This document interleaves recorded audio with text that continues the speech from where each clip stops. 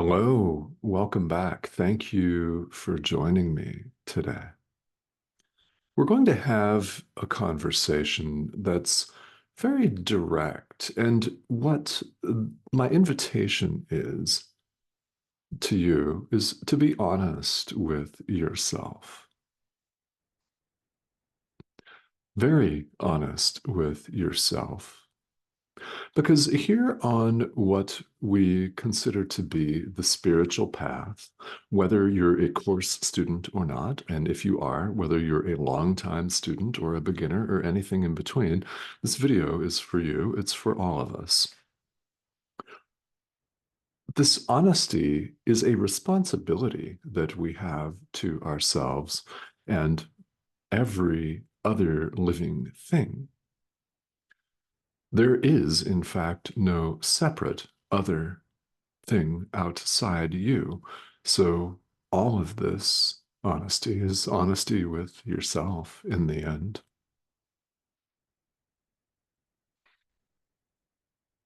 See, we say that we want one thing and we do something else in the world. We do this all the time. People do this in business, people do it in politics, people do it in relationships. I mean, it's everywhere here on this spinning ball of rock. We don't have to look very far. It's going on. Often it's going on in our own household, and often we're the ones doing it. Oh, yeah, we are the ones doing it. We say that we want the peace of God, yet we do things that simply push that away.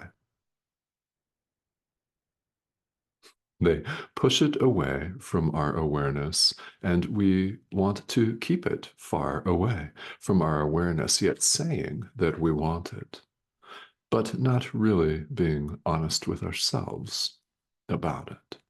So that is an invitation that goes out to each and every one of us all of the time. And if you protest that you are 100% honest with yourself on this, great.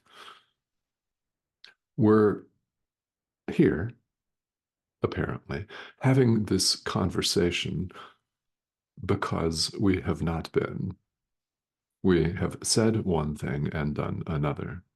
So, as I'm fond of saying, and I frequently comment on these videos, spirituality is an adult endeavor. It's for grown-ups because it involves honesty, deep honesty with ourselves.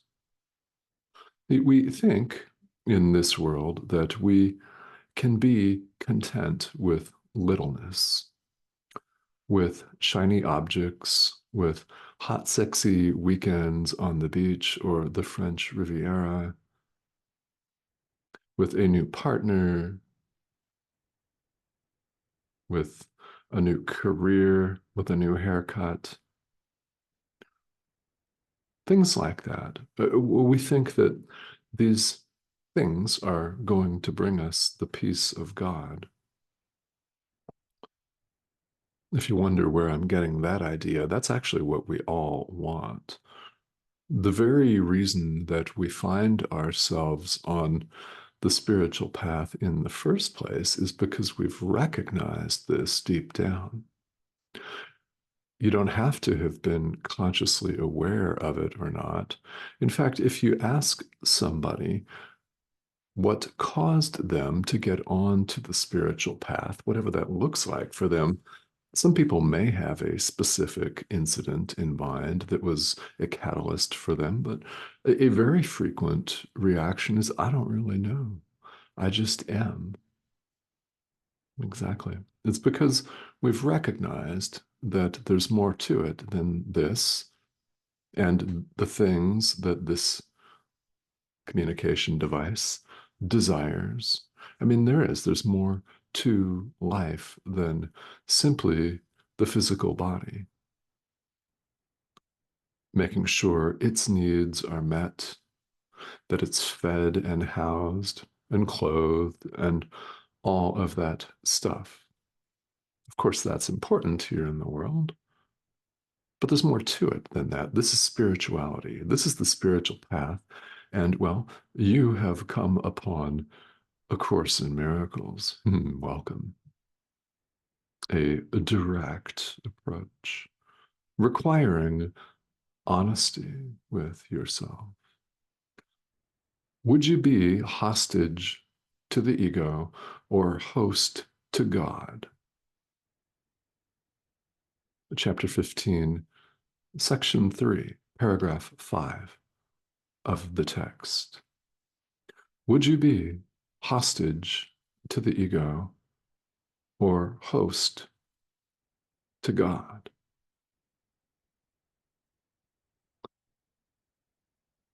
Every decision that we make is one of these possibilities. We answer this question with every single decision that we make, which magnifies its importance, doesn't it? It raises the level of importance of this decision, which is the only one that we actually make. All of the other myriad decisions are simply derivatives of this: love or fear, God or the ego, light or dark, truth or illusion, life or death, self with a capital S, or lowercase s, little tiny ego self. Would you be hostage to the ego or host to God? Here in the world, we've all made the mistake of thinking that littleness can content us. If you'd like to see a more thorough treatment of that subject, I invite you to take a look at the last video in this series, the most recent. Littleness can never content you, and it doesn't content us. That's why we're on the spiritual path.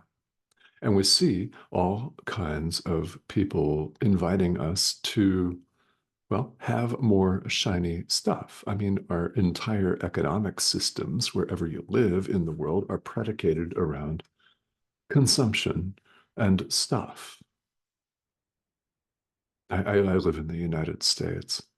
I would know about economies predicated on glamour and glitz and IG worthy photos, Instagram worthy photoshopped apparitions as a cultural value. Yeah. I mean, it's the same anywhere in the world. Our economic systems are predicated on buying stuff, most often stuff that we don't need. So, here in this world of artificiality, we would do well to recognize that the world itself is artificial and completely made up, illusory, and wholly and completely unreal and untrue. There is no world. If you're hearing that for the first time, welcome to A Course in Miracles. Let that sit. Where are you? Well, at home in God. Where else? There is no place else. A fundamental idea that we would do well to bring top of mind again and again is this: ideas leave not their source. This is a prominent and often quoted idea from A Course in Miracles. Ideas leave not their source. I invite you to capitalize the S. Thoughts remain in the mind of the thinker. Capitalize the T. Yeah? We're known in this course as the thought of God. Where are you? Ideas leave not their source. Like extends like. Where are you? What are you? Who are you? Allow yourself to go there. Who we are is not this. And we all know that. We all know this deep down, or we would never be interested in spirituality, much less this course that comes right out and lets us know in no uncertain terms, and let's be very clear, God is the only reality. All else is illusion. Remember, who you really are is not illusion. This is illusion. It isn't you. Who you are is the all with a capital A, right? As the thought of God, the Son of God, the extension of God. There is only perfect oneness. So I hope that this statement uplifts you. We're all included in this. All, capital A. Hmm?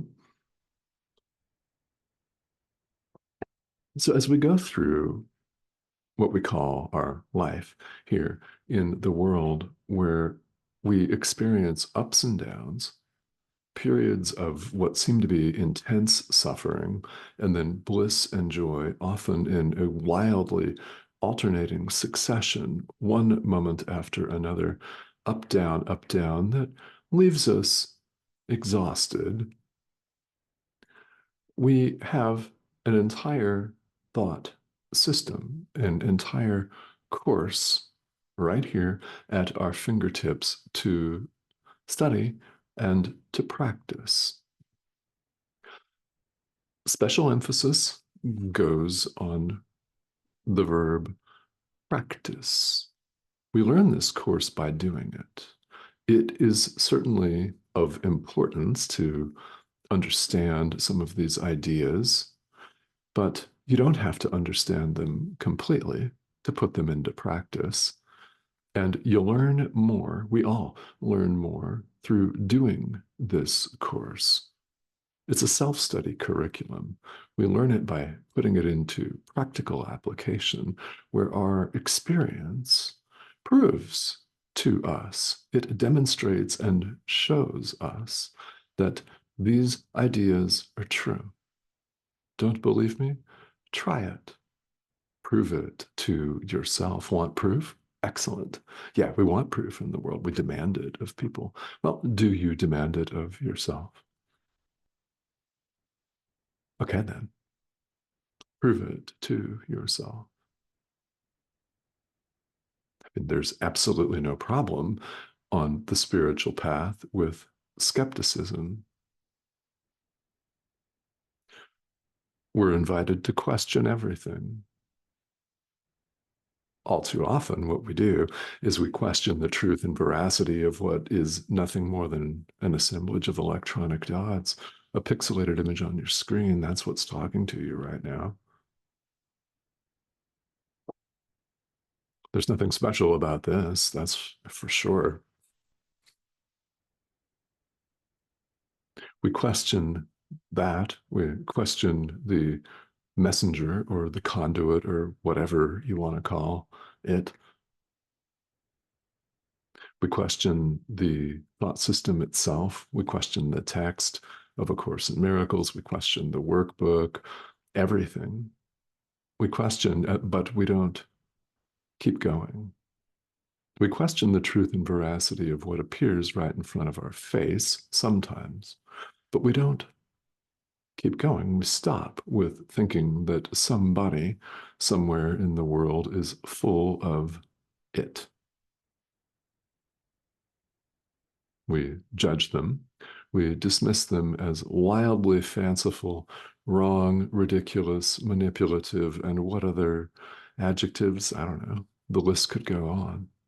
But we stop with that and don't keep going. What I'd like you to do is to keep going and question everything, literally everything, including the very foundations of everything that you now believe.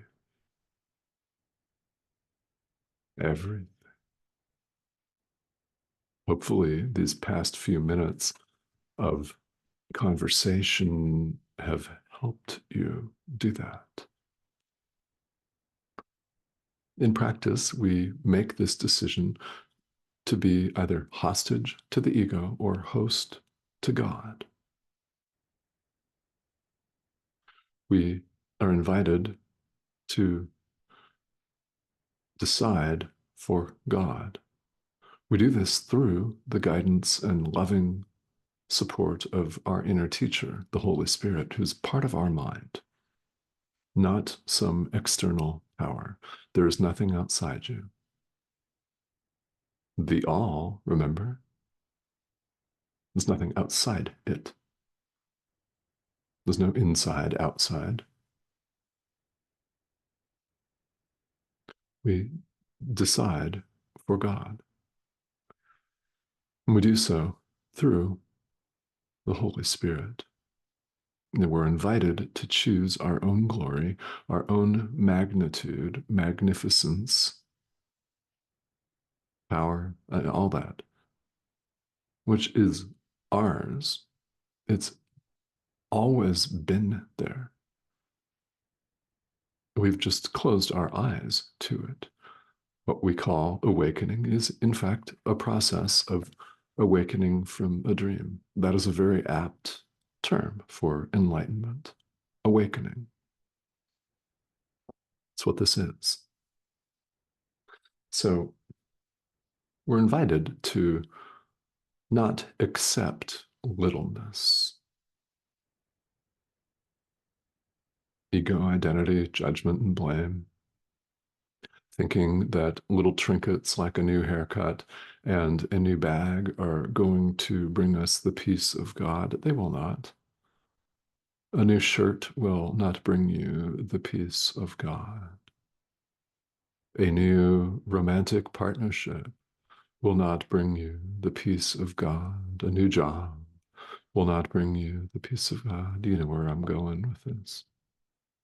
We're invited not to content ourselves with littleness. The world itself is littleness. It's limited, which is not of God. God is unlimited, limitless, and you are too. So do not offer littleness to your brother. Do not accept it from him. Doesn't mean you have to get into an argument with people. Nobody's saying that. But in your mind, recognize what's going on. Forgive. Extend love to every single living thing. This is what we do, and we do it under the specific guidance of our inner teacher. Ideas leave not their source. You know where you are and who and what you truly are. We sometimes find it scary, in fact, very threatening, to contemplate that. It is the ego that's afraid. The ego is fear. It's fear itself.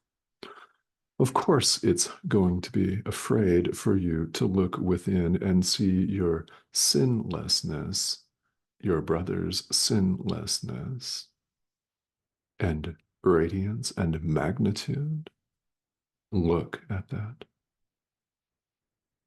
And when we wrap up here in a moment, as we do this, let's come back to the being very honest with ourselves. We're invited to choose magnitude and not littleness. So as you go forward, after watching this video all the way through, life is going to come at you. So every moment of every day, we have the exact same choice. Littleness or magnitude. Yeah. God or the ego, truth or illusion, which are you choosing? And it requires of us a responsibility, an honest assessment of this. So, for this reason, not every single living human being is practicing this course, for sure. Yet, that doesn't make any difference. There are many doors, many different forms of spirituality. all of them lead to the same place, to God. There is nothing else. So, of course, they all lead there. Yeah. You're interested in this course. There's a reason why.